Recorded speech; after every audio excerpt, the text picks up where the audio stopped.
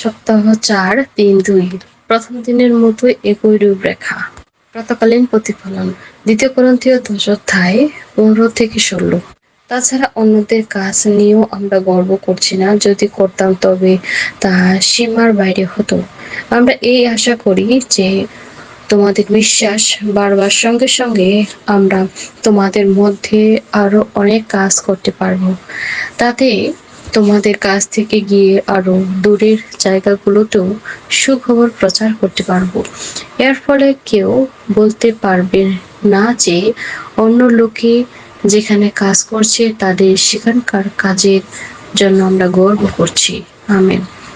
প্রভু বিশেষভাবে তরুণদের সীমাবদ্ধ করতে আগ্রহী। যদি তরুণদের প্রভুর সেবা করার হৃদয় না থাকে তবে তিনি তাদের সেবা করার জন্য উদ্দীপ্ত করবেন, কিন্তু একবার তারা উদ্দীপ্ত হয়ে গেলে তিনি তাদের সীমাবদ্ধ করবেন। মানব স্বভাব এই ধরনের সীমাবদ্ধতা পছন্দ করে না। উদাহরণস্বরূপ আমাদের ঘুম ও কার্যকলাপ উভয় ক্ষেত্রে আমরা সীমাবদ্ধ তা পছন্দ নাও করতে পারি। আত্মিকভাবে বলতে গেলে যখন আমরা ঘুমিয়ে থাকি ঈশ্বর আমাদের জাগিয়ে তুলবেন, কিন্তু যখন আমরা অত্যন্ত সক্রিয় হয়ে উঠি তখন তিনি আমাদের সীমাবদ্ধ করবেন। একজন তরুণ ভাই হয়তো তরুণদের মধ্যে একজন নেতৃত্ব দানকারী হতে চাইতে পারে।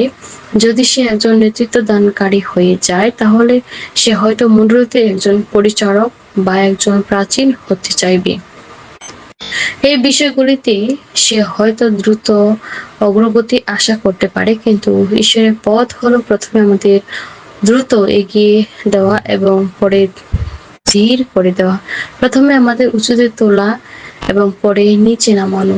যখন আমরা নিচে থাকি তখন তিনি আমাদের উঠিয়ে দেন, কিন্তু যখন আমরা খুব বেশি উপরে উঠে যাই তিনি আমাদের নিচে নামিয়ে দেন। অতএব আমাদের সঙ্গে আচরণ করার ক্ষেত্রে ঈশ্বরের পথ হলো উপরে ও নিচে, নিচে ও উপরে। যদি আমরা উপরে এই ওঠানামা গ্রহণ করতে পারি তবে শেষ পর্যন্ত আমরা তার কাজে উপযোগী হয়ে উঠবো। আজকের পাঠ। অনেক তরুণ ঈশ্বরের এই ওঠানামা সহ্য করতে পারে না। কয়েকবার এরকম ওঠানামার পর তারা ছেড়ে দিতে চায়।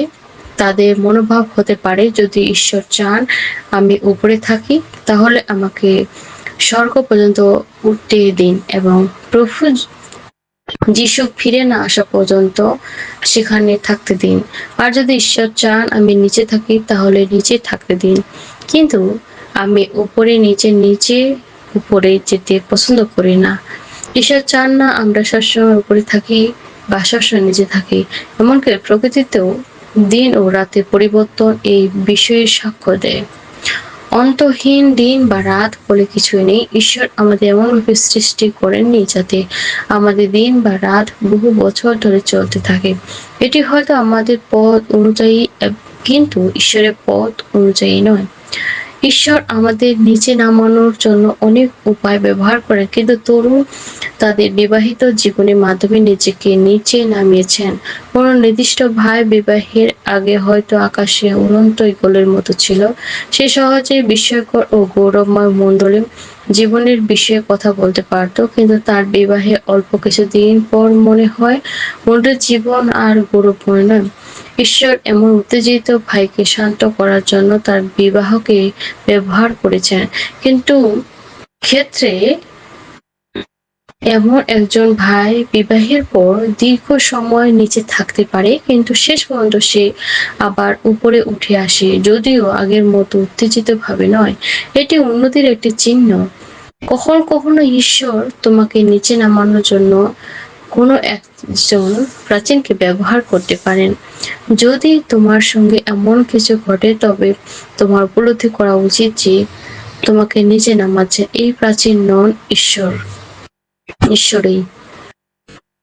তিনি প্রাচীনকে মাধ্যম হিসেবে ব্যবহার করেন, কোনো উদ্দেশ্য ছাড়াই।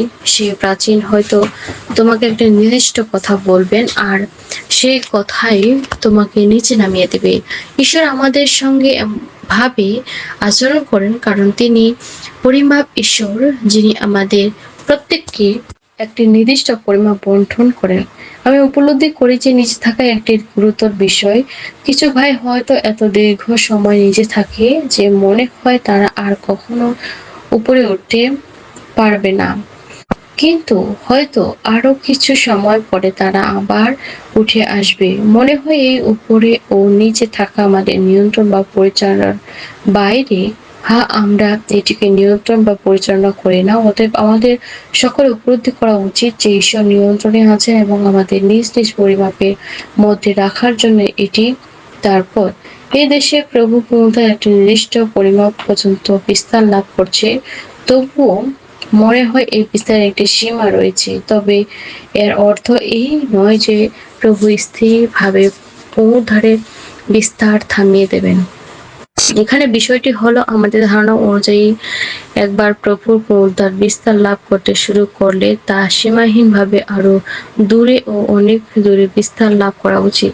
কিন্তু এটি ঈশ্বরের ধারণা নয়। আমেন।